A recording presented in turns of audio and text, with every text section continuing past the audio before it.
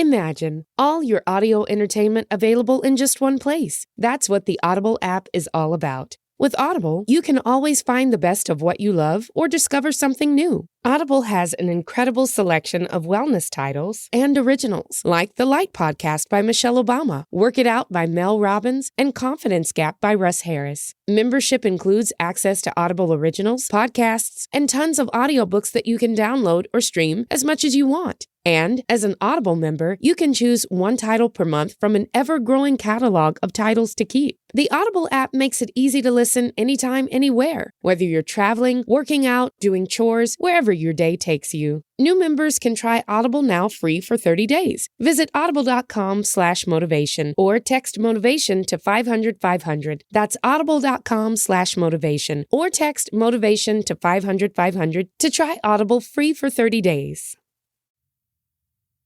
The weather is cooling down a bit. The leaves are starting to fall. Yes, it's that time of year again. Football season. And we all know the best part of any game day traditions are the ones that involve food. There's nothing like having everyone in your game day crew coming together to bring their best bites and argue over whose family makes the best chili. And while there's no need to mess with the perfection of game day classics, like a freshly grilled Oscar Mayer hot dog topped with Heinz ketchup and mustard, it's always fun to step out of your comfort zone and get creative with your recipes. Because there's nothing more fun than adding to your list of game day traditions, like making a creamy and delectable queso dip with Velveeta cheese that can be eaten with so much more than just chips. Now is the chance for people across the nation to find out whose game day eats reign supreme. It's your turn to show off your tasty game day food traditions. Go to www.gamedayfoodtraditions.com to share a photo of your game day food tradition to enter to win $10,000. Once again, that's www.gamedayfoodtraditions.com to enter to win $10,000.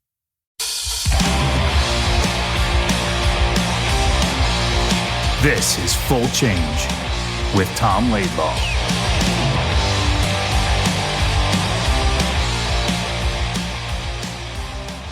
Tom, I'm really excited about this one today. We have a guy who's probably, of all our guests, is closest to your career, but better than you.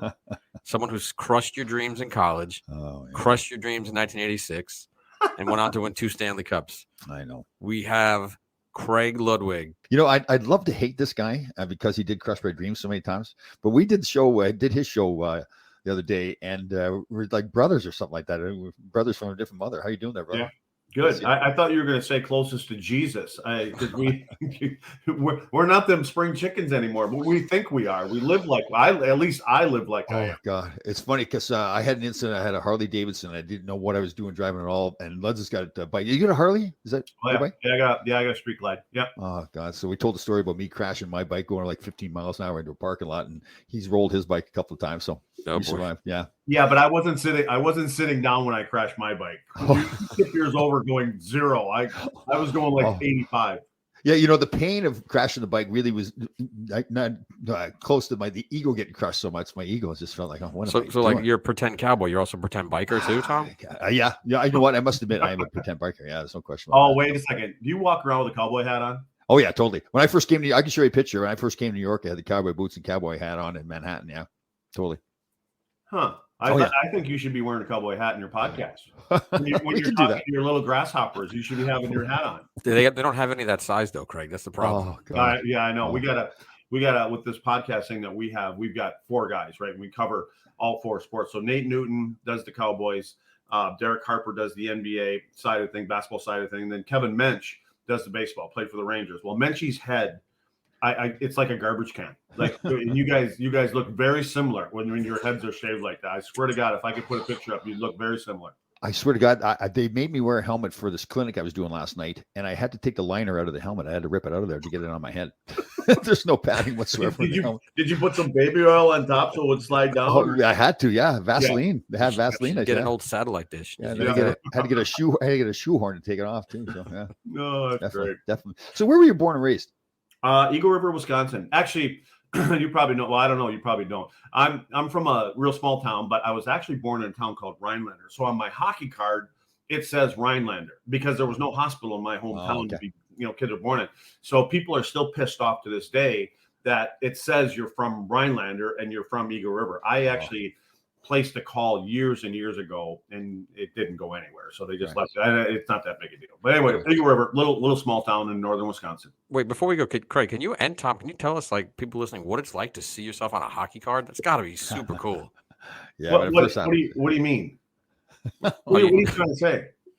When you see yourself on a hockey card, isn't that just like an awesome thrill? Like, holy cow, I have a hockey card now. I'll be honest with you. I don't look. I've never. I don't look at any pictures I'm in.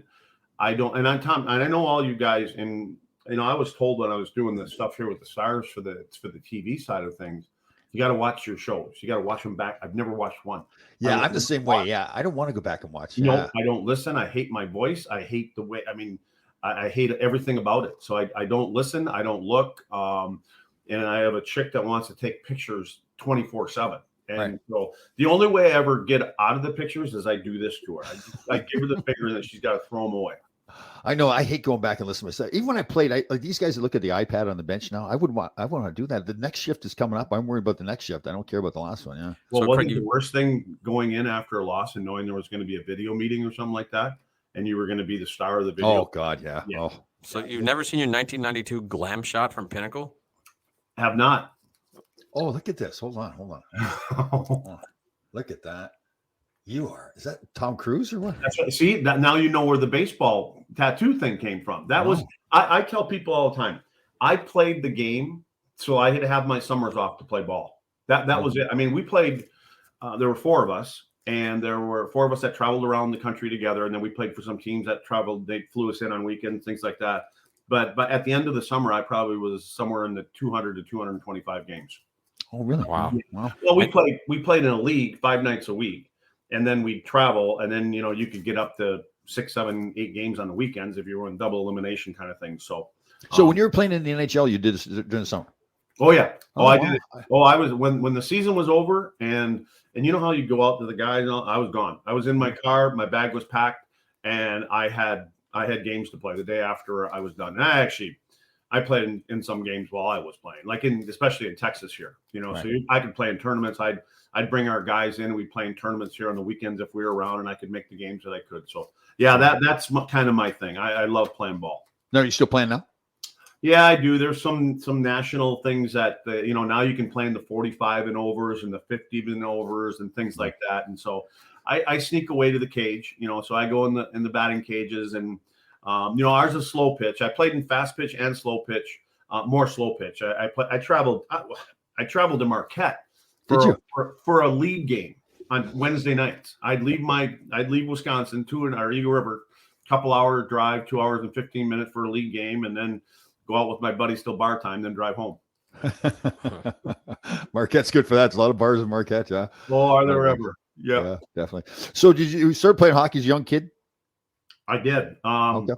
We all had we were in 4 sport growing up, right? And so it was the season was baseball, football, hockey, and so yeah, I started. I remember my dad getting me up in the morning at like 5 o'clock and driving me to the rink, which was only a couple miles away. But so we were on the ice before school every morning, about 6, 7 of us, and sometimes we try to get more. And cold as hell, and we were in the car, and he'd drop us off, and we'd get on the ice at 6 o'clock in the morning, skate for an hour, come home, take a shower, and go to school. All right, good. Now, were you a defenseman when you got started? Yep, I've always been a defenseman. I there may have been a time that I played forward a little bit. I'm from a small town, and so we didn't have a lot of superstar players that played, and we had just enough kids to make teams. So yeah, but at the time, you could wander up the ice, like the guys do today. Yeah, and again, as you know, I'm not that kind of guy, but when you're playing at that level of hockey and in a small, little towns like that, I could get away with it. Yeah. So you grow up and then you take off to North Dakota University. I did not know this, but you were a walk-on in North Dakota. Yeah, I was. I had some D3. I got invited to go to the Cincinnati Reds baseball camp. I didn't do that. I was recruited for football. My hockey was all D3 stuff. And I was just fortunate that my high school coach my last couple of years had gone to UND. I was sitting at his house, and I have no idea why this happened. I can't explain it. I was watching the national championship in, I guess that would have been 79, and it was Minnesota, I believe, and North Dakota was playing. And at the end of the first period, I turned around. My parents were there. His son, who was my best friend at the time, and the coach, his name was Jack Saskoff. For some reason, I turned around and I said, I'm going to go try out for whatever team loses. I can't even tell you where that came from. Jack Saskoff Sr., who was my coach, made a call because he had played at North Dakota in the 60s sometime. Called Gino Gasparini. Said, hey, I got this big dumb kid. He'd like to come try out. And, that's actually what happened. And I went there. And the funny thing is I had gone to, I don't know if you remember Gary Harker. Sure. Yeah. Well, Gary was coaching Superior. And that was a D3 school at the time. My best friend, Jack Saskoff Jr., we went for a visit. And we were at a big boys restaurant. And Gary had said, this would be a good school for you. You really like industrial arts. Little did he know that's all I knew was woods and mechanics and things like that. And it's good school, industrial arts. I'm not sure you can make our team, but it'd be a great, great school. And I was so fucking pissed off. I kicked my buddy underneath the table. And Gary got up to take a piss or whatever it was. And I said, Jack, we're out of here. And so he left, and we got up and left. And we walked out. And so then that North Dakota thing happened. We win the championship. And I just so happened to have to go from Grand Forks, North Dakota through Superior in order to get to my hometown. Right. So I didn't even think of it till I saw the sign for Superior, and I got my championship ring, put it on, walked into his office, knocked on the door, and he was sitting in his office. And I said, hey, Gary, and I kind of did one of these things with my hand. I said, how you doing, coach? He goes, good, come on in. I said, no, I'm good. And I just shut the door and I walked out. Nice. A little payback time. He was my motivation. That's Stassi. Craig, who'd you guys beat to win the national championship again? I couldn't tell you. I have no idea. I want to say it was I don't know. It was Northern Michigan University. Come on, that's your team, Tom. You guys got the Google machine there, didn't you? We didn't. That's all he can do is Google. Yeah. We didn't get you guys in the championship. Well, so my first year there was the first year we had the hockey program. So by the time I got to my senior year, you guys were ranked number one the first half of the year. You came into Marquette, Michigan. We beat you twice. So we became number one team in the country. But then I get to the national finals and you guys kicked our rear. It was like 5-2 or something like that. But it wasn't even close. You guys had a good team. It was Dougie Smale and Phil Sykes and all those guys, right? Yeah, it was ridiculous. So I go back and tell people, like, just go back and look at our first year. Mark, remember Mark Taylor? Chorney, that's right, yeah. And Chorney, Howard Walker. You go back and look at that and how many guys actually play pro. It's funny because Dougie Smale and Phil Sykes both were not drafted, I believe, and they both ended up being the MVPs of the tournaments. Right. And I think Phil scored 3 or 4 goals in the final game, and Smaler had a hat trick, I believe, and then went on to Winnipeg. And I think Phil went to LA, maybe his first team. I'm not sure. Yeah, that's right. Because he ended up in Winnipeg later in his career, but he started in LA. Yeah, I played with him in LA for a while. Yeah, he's a good little player. Good guy. Like you mentioned before.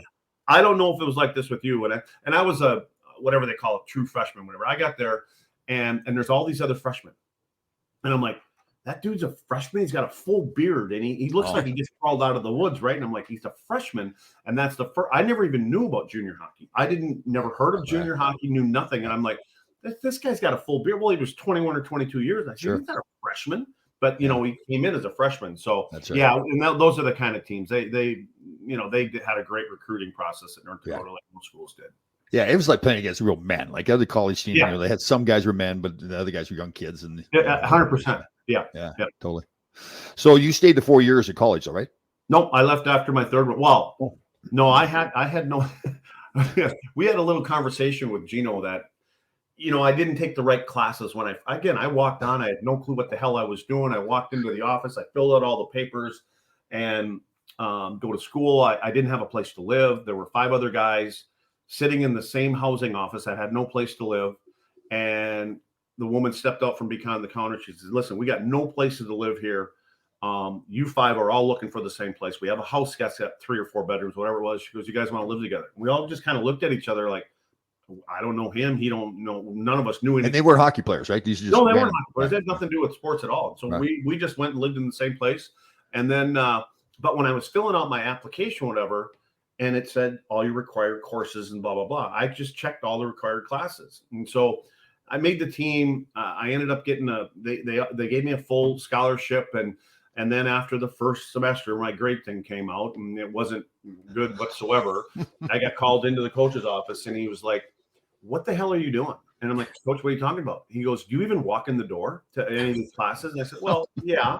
He goes, do you know what your grade point average? I said, no. He goes, it's 0.08. And so he goes, why are you taking all these classes? I said, Coach, on the thing, it says required courses. He goes, dumbass, that's over the course of your college career, which you're never going to be here that long. So, so we ended up saying, here, let me help you with the classes. So I get drafted, and right after we win that championship, he calls me out in the hall, and he says, listen, don't be one of them guys that thinks that you're getting drafted and you're going to leave. You're not ready to go. I said, no, I never even thought about playing hockey, even in college. Oh, really? So fast forward to our my third year, we won the championship. I get the same meeting. We win. Gino calls me out in the hall. He says, I want you to meet somebody. And I said, okay. And he goes, he's down the hall. It was Bill Waters. He goes, I want to introduce you to your agent. I said, my agent? I don't have an agent. He goes, you got an agent now? He goes, can't find any more classes for you to take. You're leaving. That's how I took off. Oh, that was so similar to me. Coach called me up at Rick Conley at Normish, and he called me in one time. He said, this is your agent right here. I said, okay. I need an agent. You guys really are twins. You got to go. Well, here's the next thing that makes us twins too. So my senior year, I knew I was going to sign with the Rangers and leave at the end of the college season. So at the first half of the first semester, I was taking some business classes, and I didn't show up either. So I'm failing the classes. Now I got to drop that class and take four 1-credit classes. Now I'm the captain of a nationally ranked hockey team. So I take racquetball, bowling, phys ed, and the best one was beginning skating. Hey, bowling 2, racquetball 2, baseball, football, coaching. I took broomball. I taught a broomball class.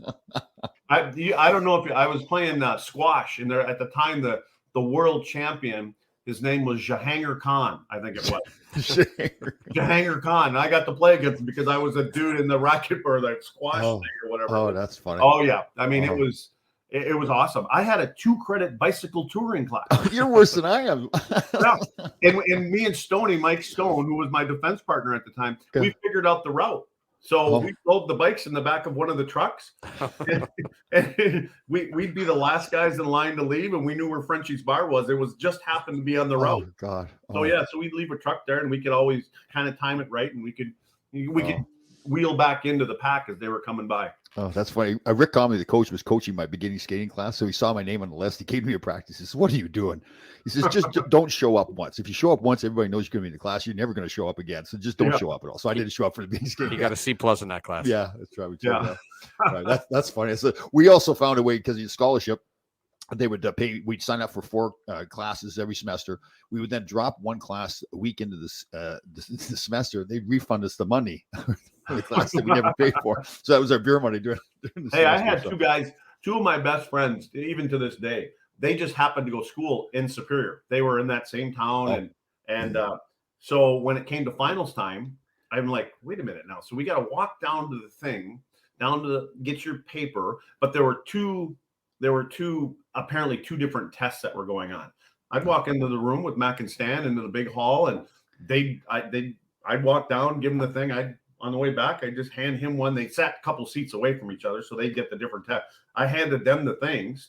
Yes, they took the test and they'd give it back to me. I just go hand it in. Oh, that's hilarious. So it doesn't happen like that anymore. Oh, no, it doesn't. We had one professor, and he was a big hockey fan. And remember the old test? You'd have to fill in the computer card with the pencil, the little circle. Scantron. Yep. So he handed me the little computer card first before he gave us the questions. And he said to me, he says, "You might as well start filling this out right now." There was man, I'm going to get shit with this whole thing. I hope you do too. Oh, yeah. Oh. We had coach said, "Hey, listen, there's a tutor that comes in on Mondays after practice." And there's like 5-6 guys, if I remember right, that were in the same class, apparently. Not that I ever went. And so anyways, I ended up failing that class after how many ever weeks it was. And he says, "Do you ever take, all he told you is take notes?" And I said, "Yeah." He goes, "Do you take any notes?" "Well, not really. I try to remember it." And it was like, "Dumbass, those are the answers to the questions." Oh God, isn't it funny thinking back about that stuff when we pair of idiots? We were like, we learned a scholarship to get an education. Yeah. Oh God. Yeah, worked out well. Thank God some of this stuff worked out for a little bit. Yeah, no kidding. Yeah, we were all in on the hockey. That's for sure. We had no other choice. We didn't make hockey. They can't say we weren't. Coaches can't say we weren't committed to playing this game. That's true. Oh, I had a blast. Sounds like you did too. I had a blast in college. It was a great time and being with the guys in college. And yeah, it was good. Yeah, good. So you get drafted after your junior year. You guys win the championship, and did you left college then? Yeah. Oh, okay. I had no classes left to take. Apparently, Right. I was in every bowling league there was. So I can't believe we both took bowling in college. I thought I was the only one that ever did that. Oh God. Yeah, you know what? When I can remember the one thing I said, and I remember guys always when they get their signing bonuses and they go buy all this stuff, and I'm like, I'm never going to do that. I'm taking it and I'm putting it in the bank. And I remember that summer, at the beginning of the summer, I think I got $40,000 as a signing bonus, right? And sure as shit, I'm down in southern Wisconsin and I'm driving by this car dealership, and what do? I buy a brand new Mazda RX or whatever the hell it was called. Like I'm driving in the front yard, and so and then I took that. I remember leaving to Montreal, and I kind of went up to Highway 2, went all the way across through Canada. I went up to the Sioux and went all the way across, and I got to Sudbury. And on the radio, whatever station I was listening to, they had made a trade. Montreal had made, and I was going there because I was going to Nova Scotia or wherever their farm team was. Right. I knew that. I knew I was never going to play in the NHL. I was just going to go there, spend a couple, 3-4 years, whatever I could, and make $60,000 a year playing hockey in the minors. And then that was on the radio. I pulled over to the side of the road for some reason, and I got out of my car, and I just stood there, and I thought, because they had traded Rod Langway, Brian Engblom, and then Dougie Jarvis and Riceborough. I remember that trade. That was for Rick Green and Ryan Walter that went from Washington back. Yep. And somewhere in my head, I'm like, well, maybe there's a chance to make this team, which I knew I wasn't going to make the team. And so anyways, and we go, and then I get into my first camp in Montreal. And oddly enough, that damn car that I bought, going to my very first preseason game on the same block the Forum is, one of these French guys runs a red light and T-bones me. And I mean T-bones me. I take the shifter off. The only thing in the car was my left leg, my left shoe, and my foot. It was in the car. I went out the window, and I'm laying there, and ambulances and all that kind of stuff come. So I get up and say, hey, I'm got to go there, playing for the Montreal Canadiens. We got a preseason game. I walk into the room. Bob Berry's the coach, and I got all these little shards of glass sticking out of my face, and I'm coming down. And by the time I got there, warm-up was in like 10 minutes. And all he did, and Gaetan Lefebvre was our trainer, he goes, hey, Bob, Craig Ludwig, he got in the accident. He goes, he's coming in room. And so I walk in there. Barry looks at me and he looks at his watch and he goes, come on, kid, you got 10 minutes to get on the ice. And the trainer looks at him and he goes, he just got in a pretty good car accident. I don't think he played. And Bob looked at me and I'm like, oh, I'm good. I'll play. So they cleaned me up and went on the ice. So there goes the car. And that's how I actually played my first preseason game. Right. So did you make the team that year? Yeah. Oh, you did. Wow. I've never played a game in the minors. I can't explain it. I have no idea. I just say that I was in the right place at the right time with the right kind of coaches. And my first game, the opening night, was in Montreal. I think it was Flower, Mondu, Steve Shutt, and I'm partnered with Larry Robinson for the opening face-off. Wow. And here we're listening to the national anthem. And we were playing an American team, so it was American national anthem. Right. Anthem quits. I'm shaking like a dog shit in carpet deck. Yeah. I put my helmet on. I go skate down to the goalie, and everybody. I mean, 22,000 people. I didn't know there was another national. I got to come back. I'm already bitter that I'm even in the starting lineup. It just didn't make sense to me.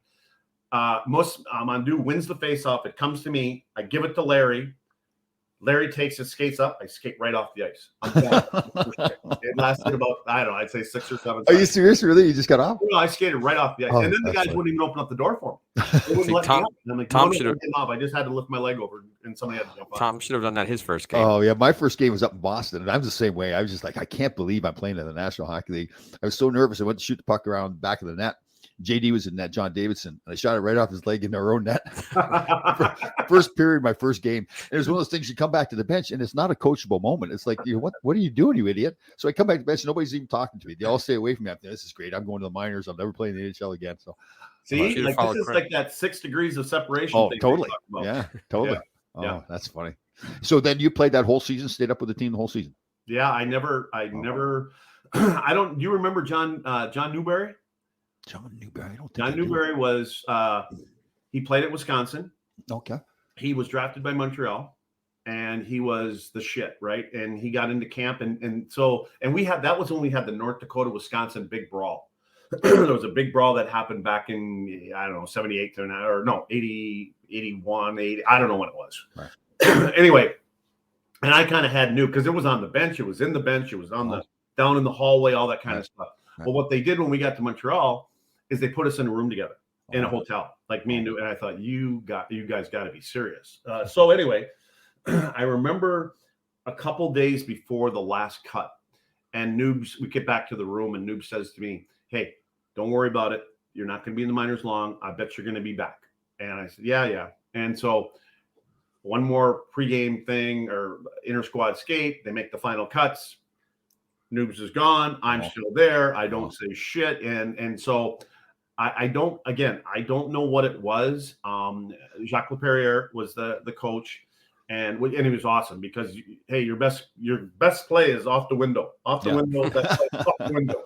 I'm like, well, shit, I can get it off the glass with the best of them. So, and then run around and hit a few guys and block a few shots. And, and again, you're playing with that group of guys. And, they helped me out so much. And so anyways, I stuck around and I never had to play a game in the minors. I think you only played one game, right? Until you actually wanted to go back. Yeah, well, I came in at the end of my senior year. They brought me in New York, signed a contract, and went and played New Haven in the playoffs, which was fantastic for me because that was my first taste of pro hockey. I knew I had to go back to Marquette and get in great shape, and did that. Had a great training camp the next year and played all the way. Yeah, and then at the end, I had hurt my back, so they wanted me to go to the minors, play a couple of games, which is, the funniest thing with going to the minors too. I needed to experience this, but especially if you played for a long time, there's so many automatics for us, for guys like you and I. Come around the back of the net, pass it to the guy in the hash mark, our job's done, right? We're done. But go to the minors, and a lot of the kids aren't at the hash mark anymore, right? So I come around the back of the net prior to where the hash mark, where I used to pass it like 10,000 times. There's nobody there. So they're all like, what are you doing, you idiot? I'll tell you what, it's so true because our players that are at this U18 level, and when they get an opportunity to go play a game or two in the North American League or in the USHL, a team that may tender them or whatever, And what I'll do is I'll watch their game, or I'll go back and watch before I talk to them before they come back. And it's only for a weekend they'll go and play. And I'm like, why the hell don't you play like that with us? Because you're trying, they're trying to do all this other kind of stuff. Yeah. And they don't really have an answer. And I said, I'll tell you why. I said, because when you get around the back of the net, those wingers are where they're supposed to be. Yeah. And again, that it's just this level. But like you said, at the minor league level, they're still not there like they are in the NHL. Yep. They work harder to get to their spots. And so the game, it seems like you're a really good player, and that's not really the truth. You just have to know who you are, that my job is to get that guy the puck right there. Yeah. And I don't have to do anything else. And so that's what we talked about the other day, is like, you got to know who you are, what to do. And it's the same thing for the winger. Like, you have to get back here because they're going to look for you right there. Well, and kind of on the inspirational side, we talked about the other day on your show, where it's kind of like life for people coming up too. You don't have to be the best at what you do. You just need to show up every day and do your job. And that's why, like you and I, you're probably the same way. I was never the best player on any team I ever played on coming up. I just always did my job. You were the same way. The coaches then knew, okay, he's not our best defenseman. He's our, let's say, third or fourth defenseman, but I know that he's going to show up every day, every practice, and do his job. And that's why you keep moving up. And that's a great lesson for kids too, right? Is that, listen, don't worry about where you are on the team. Just be the best that you can be every day, get better and better all the time, and you'll keep moving forward. So reliability is an important characteristic of, for the coaches, for the players, for your teammates, to know that you're getting the same thing out of this guy every night, and that's what, and again, there's way more players like that are going to advance when they figure that out than there are the superstars. Because again, salary cap, even though it's, eventually going to get to 90 to 100 million, there's still only enough room for, 2-3 top forwards and one elite defenseman. So there's spots there for you. Yeah, you just got to buy into who you're supposed to be within that system. Definitely. So you win the one cup in Montreal in 1986, where you beat us on the way to. Yeah, let's pump the brakes and talk about that a little bit. We just brought it up. So right? Well, let's go. 86. Yeah. So 86, you get Patrick Waugh. That was his rookie year, right? Yeah, I mean, that was the one that, looking back, it was all Patrick. And again, I know when we call him Cosso, which is French for French fry, box of French fries. But when Cosso was, when he came in, he's a competitor, he's a battler, and I'll probably never forget his commitment to his teammates. And there was a play that it was a 2-on-1, and I just played it just wrong. Like, you get to a certain area of the ice, you make sure the puck doesn't come back. Goalie wants to come out and challenge. That didn't happen. Patrick, I hung him out dry. And I said, Costa, dude, I'm so sorry. I fucked this thing up. Like, and he goes, no, I got to make that save. Oh. I said, no. He goes, no, I got to make that save. Oh, wow, and that's there's cool. no way he was well, I shouldn't say that. He's made lots of those saves. But at that moment, it made me want to play more the way I'm supposed to play for a player like that. Yeah. So he was, he was young and he's fantastic. And obviously it was just the beginning of what we were going to see through his own. So what appeared to be maybe cockiness to somebody else was really just ultimate confidence. Like he didn't want to just be an average goaltender or blame somebody else. He wanted to stop every puck, right? He's probably, he was always going to be competing against Brodeur. You know what I mean? As you look back, it was always going to be that and the connection that they have. He just wanted to be the best. That's all it was. And to this day, I think Patrick, whatever he does, he wants to be the best at his job. And in that position, when you've got a competitor like that, that's why I was blown away when Mario was coaching and, that whole thing happened and they left, So I'm like, man, and talk about, their loss, Colorado's gain. All he does is go on and win a couple more cups. But and they'll always. I get players all the time. I'm sure you do. Who's the best goaltender you ever played with? Who's the best goaltender in the game, in the league? And everybody has their opinions. And I'm like, I played with two of the best, Nettie Belfour and Patrick Waugh, and we won cups because of them. Yeah, definitely. Were you there when the whole incident with Mario happened? No, you were gone. You were gone. I was actually watching it on TV. For some reason, we had that game on, and I watched him. Because Mario left him in for like 7 or 8 goals. Oh, yeah. And when you're a superstar, that's a no-no, especially at home. Yeah. And I knew there was a little conversation going on and the look that Mario gave him. And Mario, I love Mario Tremblay. He's one of the funniest guys to play with, and he's got a temper and blah, blah, blah. But when Mario just kind of stared at him, and then he went and said something to Mr. Corey, the president. That was classic. That was good. I didn't know what it was because you could tell it was in French. I'm like, this ain't going to end well. Oh, wow. That was funny. That was quite the exit. Wow. That was similar. It wasn't as public. That was similar to the Robbie Ftorek, Wayne Gretzky thing when Robbie benched Wayne in Detroit. Yeah. Because we had a veteran teammate. Your old teammate Larry Robinson was there, Dave Taylor, John Tonelli. So we're all giggling like little kids, like, Robbie, are you sure you really want to do this? Yeah. So that guy, of all people? Oh, God, yeah. So Larry Robinson, one of my idols, and I think, you get Bobby Orr and Dennis Potvin and all those guys, but I think he's right in that conversation, right? He's one of the best defensive of all time. So good man. Larry, there's a whole bunch of things that stick out. There was one time, I'll go back in a second. And there was one time we played in Washington, and we got snowed in. We couldn't get out, so they had to find us hotel someplace. We had to stay overnight, and we went out, and I buried Larry. Let's just put it that way. Not only in the snowbank, but in the bar. He came. We got back to the room. I usually had Carbo or Chelly for a roommate. For some reason, I had Larry, and he just kind of came in, hit the bed out. And I knew he was going to have to take a piss eventually. So I went outside and I got a bunch of them construction orange cones. Yeah. And I put them all over the room. And I just, all I could hear is him banging and hitting into the walls and going, what the fuck is this? All these cones. But I'll tell you the kind of guy Larry is. Like, I was always scared when I heard about the initiations, and getting shaved and all this kind of stuff. Sure. And then in Montreal, I don't know if they did it in other teams. They'd always sing that or start humming that. That song, yeah. I tried to show our players have no idea what that is. Anyway, they started singing that song, and and somebody came up to me and goes, "Get in there now. Be first. Be first. You want to be first. They don't get it. You don't. The other guys get it the worst." And I'm not buying any of it. So anyway, I'm the last guy on the ice. About 5 guys come out. And they're kind of giving me one of these and come on.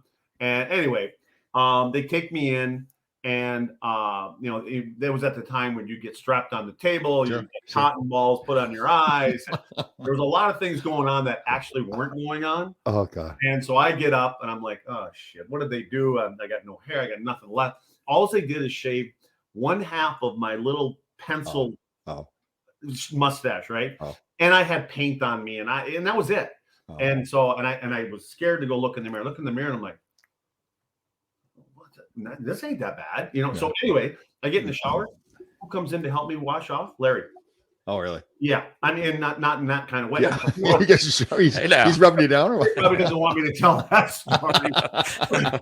But no, that was like, you're good, you know, all this other kind of stuff. So and again, that saying that's in that room, you know, from these failing hands, we passed the story, blah, blah, blah, all that kind of stuff that everybody's heard about.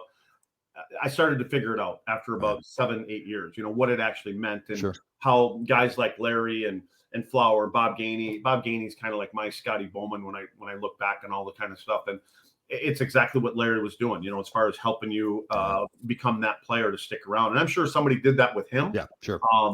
But what a class act, you know. Yeah, I know. And everywhere he goes, he just wins. I know. And I'm going to tell the story that I probably told 1,000 times. So, Tom, you can give me a hard time about this. So we were at the Montreal Forum. You were probably there. And I was assistant captain at the time. Larry was captain or assistant captain. Something happened. So we're sitting there. I was talking to the referee. And all of a sudden I hear this chirping out of my left ear. And I can now, Larry Robinson is right beside me. I know that. I'm still kind of intimidated by him because, man, this guy is a legend.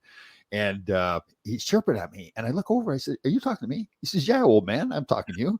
And I said, "You're calling me old man?" And the referee's dying laughing because he sees that I'm just totally flustered, right? And then Larry just laughs and skates away. And I'm like, "Holy, was that cool?" Like, Larry Robinson just busted my balls. That was pretty good. Yeah. He was like that's kind of when you know, you know that you're accepted into the group, number one. But Larry's just a class act, and his wife, I mean, they're such a good. Yeah. They're such a good family. Yeah, and he's like a little kid, and I mean that in a good way, too. Exactly. Yeah, like he just loves playing the game right to the end there when I was in LA with him. He just had a blast. Yeah, it was good to be around him. Craig, how crazy was it when you guys won the cup in Montreal? Like the whole country was nuts, right? The first thing I think of is I never realized how important the cup was to the fans. And, you know, the parade that we have, and there's that St. Catherine Street. We had to meet at the Forum, which naturally I was late again for that one. But we had to meet and then there were 2 players per car. And so we went to the mayor's office, and I think everybody signed something. And then we had to come up the street in St. Catherine. And you got to go by all the strip joints and the bars and every place that we're hanging out, you know, all the time. And I can probably drive from one end to the other, I don't know, in 15 minutes, you know, with the lights and traffic and stuff like that to the Forum. It took us 6 hours in that parade, and the cars were crushed. They had there were no boundaries. Like, so the people were literally right next to the cars. But the only good, and I was in a car with Rick Green, and the only good news, I guess, was we were going so slow that when you had to piss, I could get out. I'd walk up to one of the strip joints. I'd go up the steps. I'd have a beer. I'd piss. I'd have a beer. I'd come back down. The car was about 30 feet away. And you could do that the whole day. When Greeny and I got back to the Forum, because we got to the Forum, and then we had to go in for the on stage, they introduce you and things like that inside the Forum. We had 19 bottles of Dom Perignon in the floorboards of our car. And it was all coming from the bar owners that were walking out. I was just going to ask you that question. How many beers was that 6-hour ride? Oh, God, I have no clue. I just know that I ended up someplace that night, and I had just gotten a red Camaro, a convertible Camaro. And when I left there to finally head home, I walked out, and it was up on blocks. All 4 of my tires were gone. Yeah. Oh, yeah. Oh, that's funny stuff. So you won the cup then. How many years did you get in total in Montreal then? 8 or 9, I think it was. Yeah. And where'd you go after that? On my way to Minnesota, I stopped in New York with the Islanders for a year. Again, it's funny because in the summer between Montreal and New York, Bob had called me, and he was a GM at the time in Minnesota. And he had said, "Hey, are you interested in coming to Minnesota?" I said, "Absolutely." And he goes, "Okay." So a few weeks later, I get a call still in the summer, and he was trying to make, you know, a deal to get me not to New York, where I hadn't been yet. And he says, "Hey, sorry, didn't work out. They wanted way too much for you. You're going to have to go to New York. I'll call you at the end of the year. If you want to come to Minnesota, we'll get you over here then." I'm like, okay. And and he did, and then so that next year I came home, and he said, "You still interested?" And I said, "Yeah." And so that's when I headed to Minnesota. And who was the coach and GM in the Islanders at that time? The big man. Yep. We had our assistants were Al Arbor was the coach, and then we had Lorne and Darcy Regier, Lorne Henning and Darcy Regier, and it was something that was new to me because in the meetings, in the meetings on the bench, Al would always stand in the back of the room, and Darcy and Lorne would always run the meetings. They'd basically run the bench, and Al would just kind of stand in the back, and he'd kind of oversee everything. Right. I remember the two things that stand up from Al were there was one morning skate after a game, and we're all around the circle there on the ice stretching before we started doing the first drills. And Al skates up to me, and he bends over. He's got his stick. He bent over. He goes, "You played in the wrong area and in the wrong era." Oh, right there, yeah. He goes, "Yeah, you should have played in the 60s." And I'm like, God, I don't know what that means. I don't know if that's good or bad.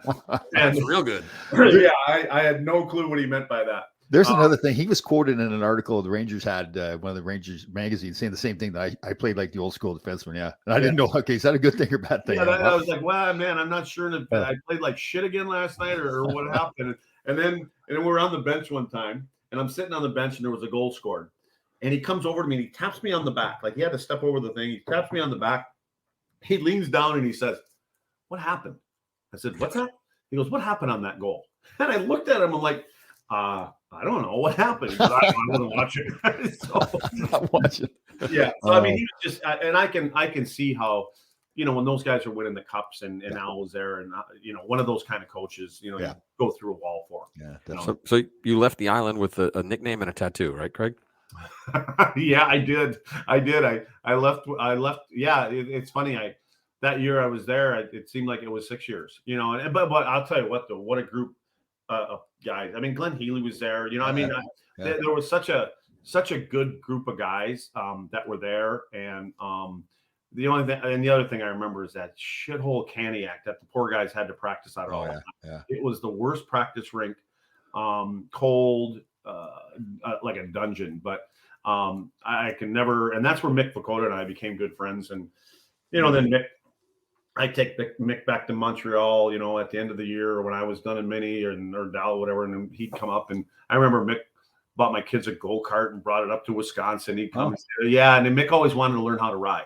Right? And I'm like, sure. I said, I just can't see you. Well, anyways, he wanted to take my bike one day, and I had a little cabin up in Eagle River. And it was about 6 a.m. I heard the bike start. And I'm like, man, we got home about 2 hours ago. Who's here? And I look out the window, and it's Mick, and he figured out how to start the bike. And I just opened up the door to say, hey, what are you doing?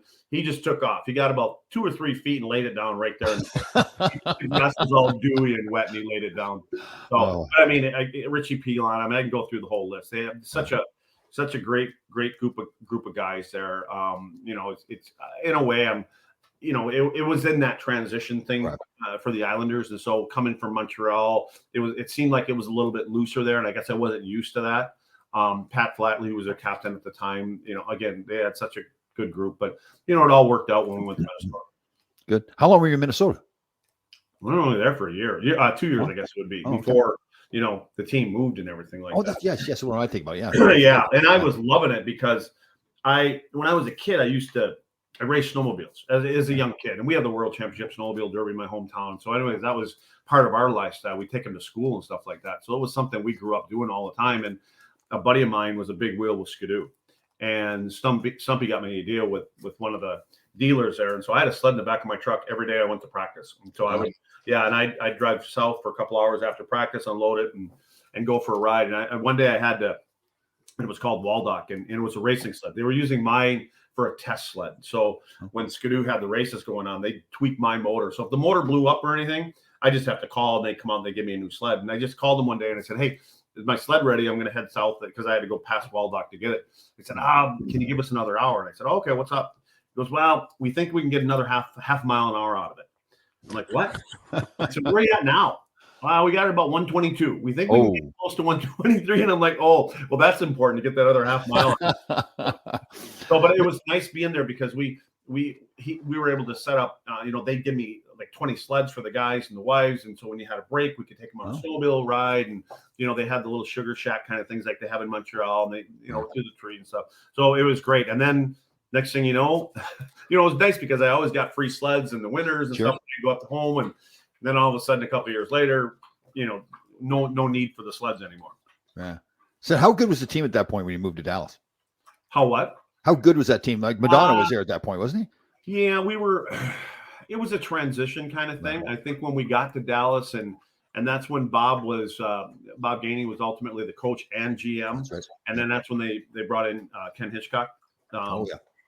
So Hitch was around kind of observing for the last few weeks or whatever. And, I remember having a conversation with Bob, and Bob, if you know Bob Gainey, he's direct, he's to the point, he's 24/7 hockey. And he just said to me one time, he goes, we got a lot of 500 hockey players here. He goes, I don't care who it is, we're making changes. And this is when we first got to Dallas. And I wasn't sure what he meant by that. And he's kind of cryptic sometimes when you talk to him. And so once you get to know him, you're like, oh, okay. But what he meant was 500 hockey players were win one, lose one. Win one, lose one. Sure. We're not going to settle for this. And that's kind of when, it changed when we got here to Dallas, and he started making, transitions from guys that were there. He just kind of felt the team was kind of stuck in that pattern. And so that again, you come from Montreal where Bob was, and you're in that market and you're used to winning everything all the time. And so, and again, when we got to Dallas, it was like, what are we getting into here? Nobody had a clue. Yeah. Our first game was it's called Will Rogers over in Fort Worth. It was a preseason game. And when we stepped on the ice, there were hundreds of crickets. That's all we saw in the ice. I mean, it was like they just put the ice in, and there was cricket everywhere. We were playing St. Louis, the Blues, and both teams were skating around like, what the hell are all the crickets doing here? So, then in one of the preseason games, and we got 40 guys there. So I remember sitting there with, I think Charles was there, and Broughton and Stewie Gavin, guys like that, and we were sitting in the stands, and we had scored our first goal of the game, and there were a couple of Cowboys sitting in front of us. And they were talking about, they don't even know how to keep scoring this game and stuff like that. They only got 1 point up on the board. We got for a field goal. We kind of looked at it. We're like, what are we in for here? And then ultimately, man, it was awesome. It's a great town. Yeah. It was great. Definitely. So what year did you win the cup there in Dallas? 99. My last year. Oh, it was your last year. Okay. Yep. Nice way to go out. I was thinking about hanging it up the year before. And my wife at the time, my ex, and she goes, no, play another year. And and so we did, and it all worked out. And I remember after the game, I told Smitty, our trainer, and everybody, we were all sitting around the room. And, on the 2 championships in college, a couple Stanley Cups, I've never won a game at home, the final game at home. It's always been on the road, which I kind of wish I would have won at home, because you watch the guys with their fans and stuff. And everybody was celebrating in the locker room. And I walked in the training room and I said, Smitty, can you give me a case of beer and give me the room? And he goes, yeah, sure. And so he brought a case of beer, and I brought my kids in, and Pam came in, and I just said, hey, I'm done. And she said to me, she goes, oh, I knew this was coming. I said, yeah, I'm done. So, it was a nice way to end it for me. And then ultimately the next year, in the winter, up riding with about 8 of my friends in February, and it was like 1 o'clock, 2 o'clock in the afternoon. And, we stopped at, it's called the Hooten Bar. They got 1 pound burgers. I remember sitting there, and my phone rang, and it was Bob Gainey on the phone.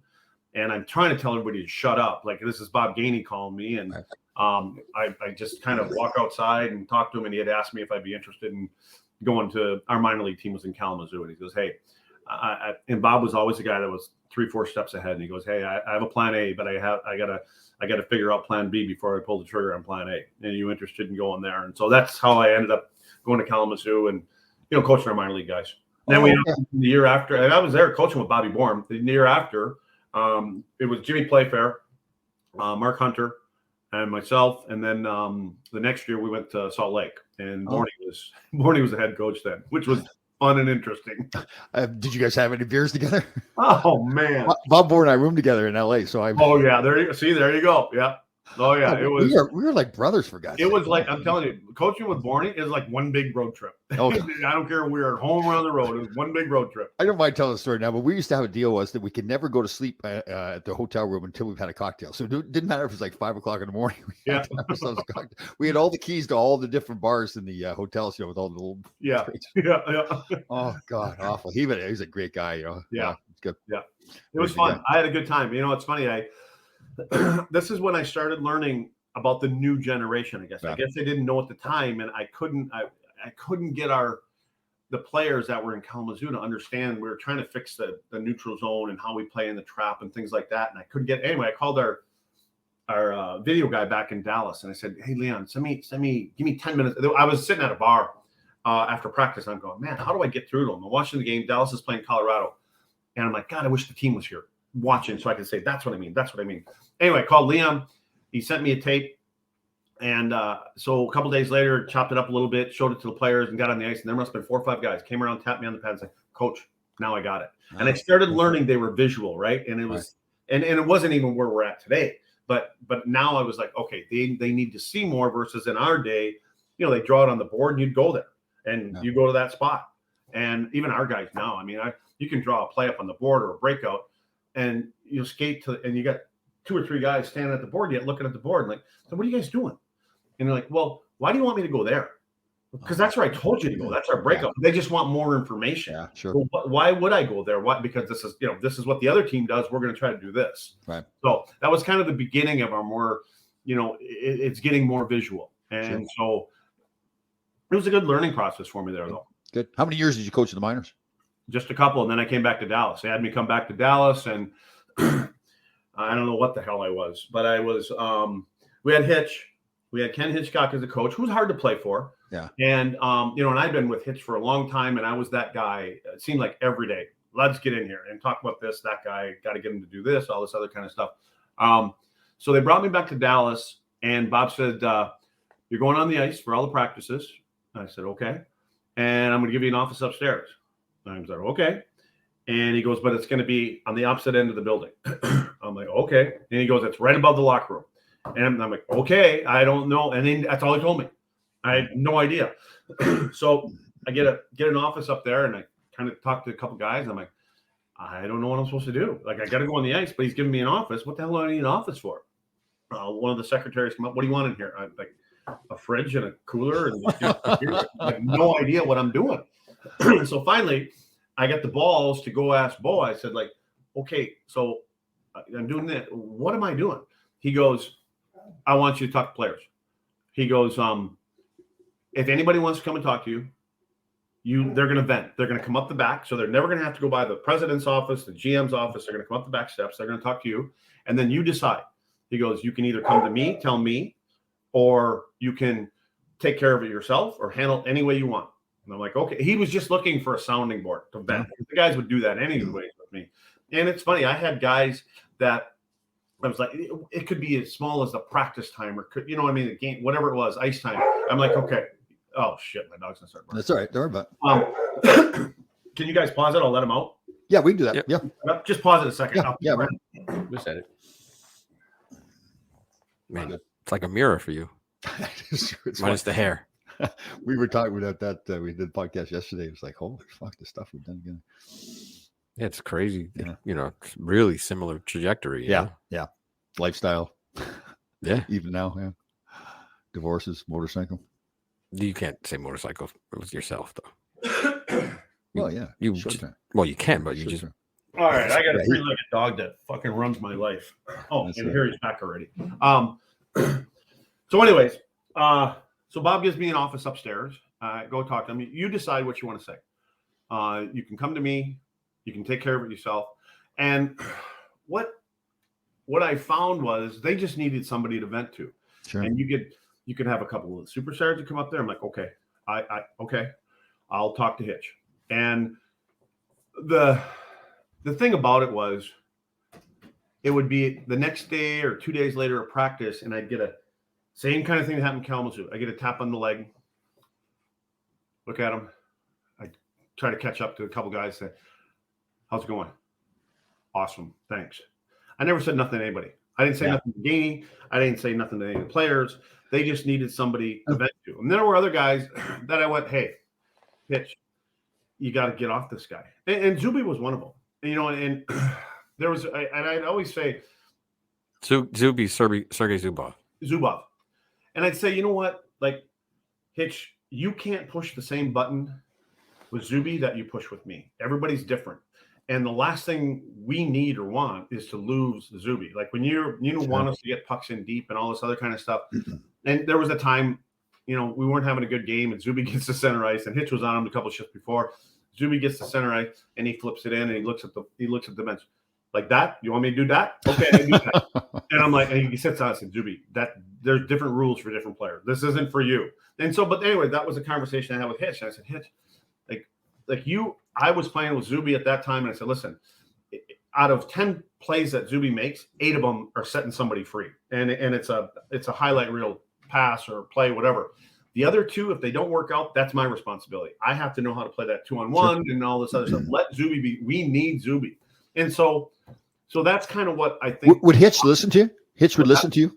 Hitch would listen to you when you said, "Oh yeah." But it was a negotiation, right? So there were certain ways he wanted us to play. Sometimes players didn't want to really play that way, and so I go in there, kind of knowing what was going to happen. I'd say, "Give us 5 games. Give us 5 games, and if not, we're going to go back to your way." Well, he said, "Oh no, I'll give you 1 game." And so it would settle on 3, and that's all I was actually hoping for. Was 3. We'd get into the very first game. He'd go, "You fucking," and I'd just turn around and I'd say, 3 games.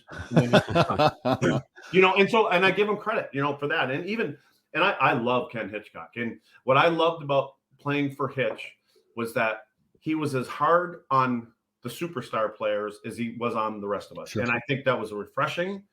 And they didn't like it, but at the end of the day, they got rewarded for playing a certain way, and him holding him accountable, and he gave them a little bit more rope here and there, but which they deserved that. And I tell our players, I whisper in our players, we have a team this year that has to play a certain way, and we've got a couple guys that are super skilled, and I'll just say to them, listen, but I'll say it to them individually because I think I can trust them and say, hey, there's different rules for different players, and when you see that one-on-one, you can try to beat them. The other guys here, they can't. They got to chip it behind, and they got to go, create this other kind of stuff. So, and again, those are the little things I think that I've learned along the way. Well, first of all, that's a heck of a compliment to you, right? With a guy like Hitchcock, that he'll listen to you because he doesn't listen to too many people, and a guy like Bob Gainey to trust you, you decide on your own how you want to handle it too. So that's a huge compliment to you. The team you're coaching now, is that the U18 team? Is that the? Yeah. We've got the AAA. It's a U18 elite. We call Dallas Stars U18 elite team. Right. So, most of the good thing is we had a friend of mine, our kids play together. He kind of started the program, and his name was Doug Miller. He was partners with Boone Pickens. So they were big oil guys. Right. And Doug would put in $250,000 a year. So families were only paying $5,000, and he was picking up $15,000 to $20,000 a year for these kids. And so that's changed now. But we were bringing kids in from out of town too. Okay. And so we had really good teams. And so it's evolved from there to where now we've got some good players around Dallas. And so we make our team up of kids that are here. We've got a couple of kids, but they're still from Texas. They'll bill it. We'll get a couple of kids that may have to bill it, but for the most part, they're all local guys. And so, we play 65, 70 games a year, somewhere in that neighborhood, 60 to 65, I guess it would be. Good. And you've got your podcast going on that I'm on, right? I was probably the best guest you ever had. Was I the best guest? Oh, you were by far the best. Like you said, brother from another mother. Like, well, it's an easy talk. It's kind of like that chick and that dude that can kind of finish each other's sentences. You can just kind of go. It's true love. I want to ask you, how many do you get tired of people asking you about Survivor? Well, it's a funny thing. I played for 11 years in the league. Nobody wants to talk about my career at all. They want to talk about Survivor or True Grit Life or whatever. So yeah, Craig, Tom. Do you think he gets tired about talking about himself? Come on. You got to deal with them more than I do, so I don't know. Well, it's funny because I've learned this whole self-love thing and everything. So when I say that stuff now, people look at me, yeah, you love yourself a lot. There's no question about that. Well, that's good. You feel good about yourself, apparently. Totally. Yeah, definitely. So the podcast, Suds with Luds, pretty successful. Good. Like I said, there's a guy in the market here in Dallas, and his nickname is the Old Gray Goat or the Old Gray Wolf or the Old Wolf or something like that.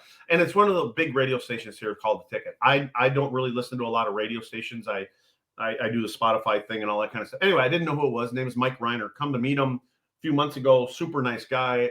Been in the market forever. Left the Ticket station that he started 30 plus years ago and was doing a podcast out of his basement. Has an idea. Says, listen, a few of them had an idea. Why don't we see if we can get somebody that covers each sport here in Dallas? And so they went with the baseball, football, basketball, hockey. And again, he got Nate Newton from the Cowboys, big name. Derek Harper played in the NBA. Kevin Mensch, like I mentioned before. And then myself. And so I kind of we all stay in our own lane. But what we figured out is that when we all get together, and it happened from the very first show, when we get together, there's something there. We all get along. We can share different stories. We can relate to these things like, yeah, that happened to me when one day I was on the road in Miami in the football game, and so now it's kind of evolving to where we had a conference call like a week ago where we may be looking to do these things once a month, twice a month, where it could be a 7-Eleven that wants you to come and do, they got a corporate thing going on and just get, people can ask questions. But the concept is great because now all of a sudden you've got this group that covers all 4 sports. And so, if you're going to get sponsors, advertisers, things like that, they can do it individually. But I just tell people that are interested, I said, if it were me, I'd be doing the whole group because it covers everybody. I mean, you get all different kinds of people from all the sports listening. So anyway, so far it's been good. I found that when you think it's easy and know everybody, I can do this weekly. You get to a point where you're like, shit, who am I going to get next week? You know what I mean? And I'm the kind of guy that I don't like to infringe on other guys, time and things like that. And then you find out they're like, no, dude, I'm good. Yeah. So guys want to it's been good for me because I've started to realize that and I'm anally with notes. I mean, I get so many things about the person I'm talking to, but I found that I'm getting better at listening to what you say when you're not brothers anymore. Yeah. And just kind of go off of what you said, just listen and instead of going here to here to here to here with the topics that you wanted to talk to, then I'm done. And I'm like, holy shit, I missed I didn't get the 7 things. That's okay. Because it was, good conversation. Especially when you don't know somebody too well, too. Like you and I are just getting to know each other, learn about each other's lives. Man, totally. Yeah. So, any regrets? You've had quite a life. Any regrets at all? Quite a what? Any regrets at all? You've had quite a life. Yeah. You know what? But I say that. I mean, I wish I'd done a few things I shouldn't have done, and I did. But I think that's all part of the process of getting to where we're at. And would I change anything? Yeah, I'd probably find a way that I could spend more time with my kids. I mean, I was playing, Pam was taking them to hockey practices and going on road trips, and I was gone. And I don't know if I could change any of that, but there were times when they had baseball practice or a hockey game, and I got back from the road. I'm like, shit, man, I can't. I'm tired. I got to sleep. And it was mostly because I didn't come right home when the plane landed. It was all self-inflicted. So I would change some of that stuff for sure. But, I've met so many good people. I found a place that I like here in Dallas, and I still get, I go back to Wisconsin in the summer when it gets too damn hot here and on the lake and a couple pontoon boats. So, I've learned a little bit. I'm trying to learn to not just say what's on my mind all the time. I get a lot of know who's in your presence. I'm not really good with that all the time. And Kim, I got a good chick. She's hot. And she seems to put up with my shit, but I'll get you can't say that, that kind of stuff, So so she's good, but we have we're good. I enjoy what I do. I hope that this thing, the podcast stuff, is as a matter of fact, I was telling you the other day that Herman Marshall, that's funny. Herman Marshall whiskey and Early Bird gummies. Those are my sponsors. Nice. I need to tell you more. But Marshall is they're having a grand opening of their new distillery in Wiley out in the country here tomorrow night. So I'm probably gonna jump on the Harley on tomorrow night and Saturday and flirt with disaster. Little Molly Hatchet. Oh God! One of the funniest lines when we were in Dallas, we had that little meeting, or we got up and talked, and Ed Belfour got up and talked, and you said, okay, you have a whiskey company now. Do we think this is a good idea? Yeah. Well, we know all of our history, but Eddie's, when you're a superstar, your stuff is out there. You know what I mean? It's out there more prominent than it is for the rest of us. But yeah, when Eddie called me, he goes, I just bought 5 acres next year, like right down the road from where I'm at right now. And he goes, I bought 5 acres. I said, oh yeah, what are you doing? You moving there? And he goes, I'm going to build a distillery. I said, what? I wasn't up on the whiskey thing and stuff like that. No, I said, whiskey. I said, Eddie, have you ever heard the phrase putting gas on a fire? and he goes, what are you talking about? I said, you've never heard the phrase putting gas on a fire. Oh. What do you mean, Luz? I said, Ed, think about it. And it was silent for a couple seconds. He goes, oh, I know what you know. I said, yeah, you and whiskey. I said, let's just go back in history here, like a year ago or whatever it was. Anyway, he has poured everything into that thing. Belfour Spirits, he's poured everything into that. His daughter and his son do a hell of a job, and Eddie's out there all the time now. I'll tell you what, Eddie would never want to. I don't want to say he didn't want to sign an autograph, but he didn't want to go to things where people were. Eddie was, kind of just a lot of us. I think sometimes like I don't want to go out in public. He's everywhere now. He's been to North Dakota a few times. He's got a bottle with colors and everything for the Sioux, and he does these tastings and things like that. His son Dane is incredible in talking all the specifics of it. So, that's their project. That's a legacy that he wants to leave with his kids. And he's putting a ton of time into it. It's pretty cool. And you guys, the alumni there in Dallas, fantastic too. You brought us in for the weekend, do some great causes. What was the one we were in, the soup kitchen kind of thing? Yeah, the soup kitchen. They're feeding the homeless and things like that. As a matter of fact, after that guy was talking the other day, I went up to him and I asked him, I said, because I've done, some other things, go downtown and you just kind of walk in, you kind of help feed the home. They're always looking for people just to kind of scoop some food out and help people come in. And so I went and talked to him, and I want to see if I can get my kids to go, and we're going to just take them in there one day and for a couple hours, just go in there and say, hey, I told him, I said, I'd love to bring my boys in here and, put the little knit hats on and the gloves and, and see, you guys aren't multimillionaires, but see what this is, and sometimes you need a little dose of reality. Yeah, it's good for the kids to see that. Yeah, didn't Bob Basson did it with his kids too? Bob brought him his kids. Yep. Yeah, Bobby Basson and Gerald did do a hell of a job with our alumni. So, and again, it's not like your alumni or Detroit's or Montreal's, and we have like Al Secord, guys like that, Waz who played Toronto. So we have Kevin Colley, the Islanders. So we have a bunch of guys around, and we consider them all. We're all on the same team because we don't have 100 Rangers playing here. So. But we do have Morrow's name tag up there, Carbonell's name tag up there, Harley's name tag up there, Neuendijk's name up there, so we'd like to get them guys. Yeah, in case they come back. Yeah. Gerald Didick got stung by one big bee there, didn't he? Oh Lord. How about the dance he did for you guys? We were in the locker room. We gotta see that thing like all the time.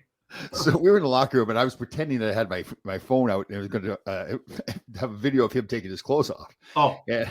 When he finally did take his clothes off, he goes running around the room. He pulled his underwear up around his crack of his ass, and started running around the room. And he kept on asking me, "Should I give him the dance, Les? Should I give him?" Did he? Oh.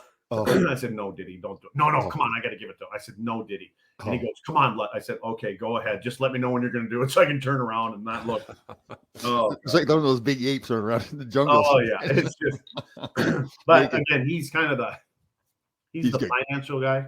Oh, okay. Yep, Diddy's a finance guy, and Bass has got a lot of hats he has to wear with the Stars. Right. He does. He's working with the youth hockey and all the events and stuff like that. So. Yeah. It's a good group, really good group. You get a lot going on there. Good stuff. Yep. Well, listen, thank you very much for coming on our show. We are brothers now. We didn't know that we are, but we are stuck together now forever, I think. So you're a good man. Seriously. I'm right back at you, Tommy. I appreciate you coming on my show. We'll do this again. You never know. We could probably, our minds could get together and do something down the road. I don't know if I'm going to get up at 3 a.m. Like I said, I don't have any grasshoppers, but I am going to start calling my fans or my people that follow me bar hoppers. That's right, bar hoppers. That's right. Hopefully that'll stick. So maybe you'll start seeing some shirts and hats out there. Let's bar hoppers. All right, brother. Good to see you. Thanks, Craig. Thanks, Tommy. Thanks, guys.